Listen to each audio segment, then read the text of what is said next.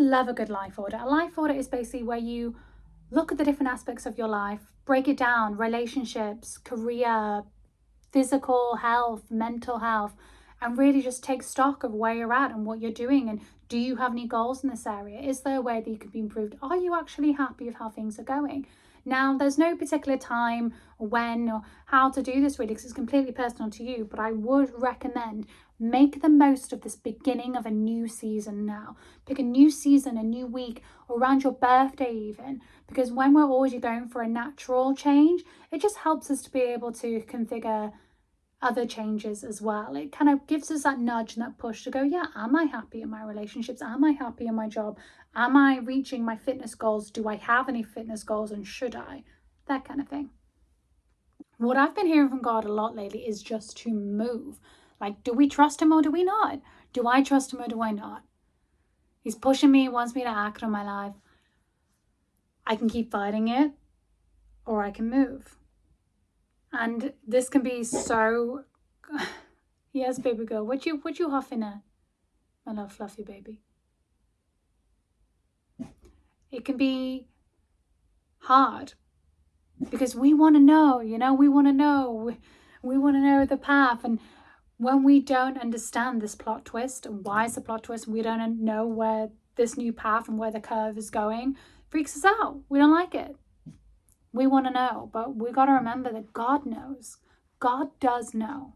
And do we trust God or do we not? I mean, that's the thing. This is what I've been thinking about a lot more lately in my life. So I've been doing a little bit of a life audit thing, which I kind of just do. There's no real structure for me in how to do that and when to do that. And just when there's changes coming in my life, or even when it comes into autumn. Now, I love autumn. I love the autumn season. I love summer. I love everything else, but I just love the crunchy leaves and just the beautiful colors. And call me what you want, but I do love a good pumpkin spice latte. In fact, I love pumpkin everything. Have you had pumpkin ravioli? It doesn't sound like it works, but I swear to you, it works. It is so good. Or is it pumpkin tortellini? Am I going to get the name wrong? I'm so sorry to anyone who is offended by my misnaming the pastas. I'm going to get told off by a good friend of mine later for this, but yes, it is very, very good. Anyway, something I've been thinking about a lot lately, and it's just this one message that I want to leave you with on this vlog today, is that we can do all things through Christ who strengthens us. We literally can. The hard work, the heavy lifting, the laborious part of it is being done for us. It's getting offered to us. God has literally said to us so many times throughout the Bible to just lean on him, to use his strength and to not rely on our own. So the amount of times, especially lately, I have found myself praying and saying, God, if this is your will, let it be. And if it's not, take it away from me. But if it is your will, help me to be able to do it. I don't just ask God to make it happen. I ask him to help me to be able to embrace it happening. Help me to be able to see it and spot it and to know that it's your will. Help me to be able to love it. Help me be able to want it.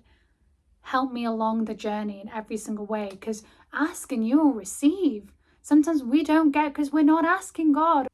And then sometimes we're asking God, but we've got to be honest with ourselves, our intentions are not in the right place. I've definitely been guilty of this before.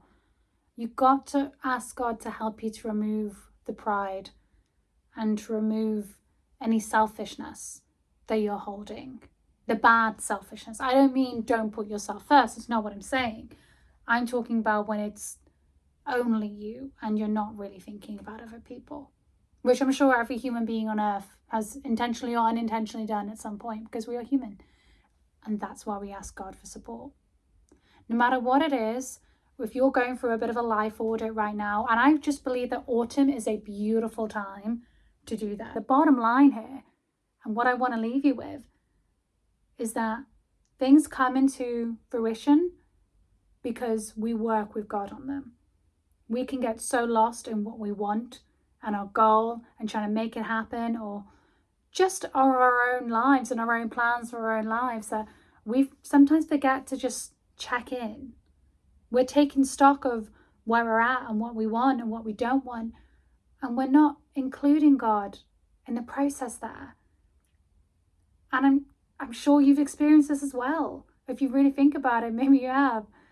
When you try to do something on your own, or when you think you're going down XYZ path, but God's like, no, I'm going to take you around this one instead. And you're like, no, but then it ends up being like so much better. And you're like, geez, thank you, God, for leading me down that path, because I wouldn't have chosen it on my own. And you knew better, because don't forget, when it comes to trusting God, He sees it all. He sees it too, and He sees more. So this is why we've got to be able to lean on this almighty wisdom that He has, that He's been able to see everything that's going on and everything's going on in our life, and be able to have the prediction and the foresight. Why wouldn't we use that? Why wouldn't we utilize that?